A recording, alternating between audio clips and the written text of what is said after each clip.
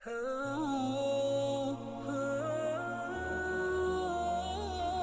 شخص عمیر یا بلال نے رسول اللہ صلی اللہ علیہ وسلم سے پڑی ہوئی چیز کے بارے میں دریافت کیا۔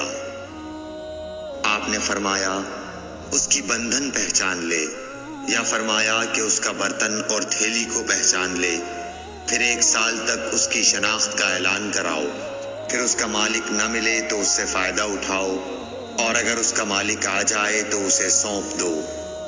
اس نے پوچھا کہ اچھا گمشدہ اونٹ کے بارے میں کیا حکم ہے؟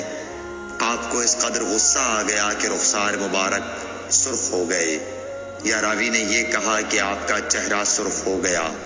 یہ سن کر آپ صلی اللہ علیہ وسلم نے فرمایا، تجھے اونٹ سے کیا واسطہ؟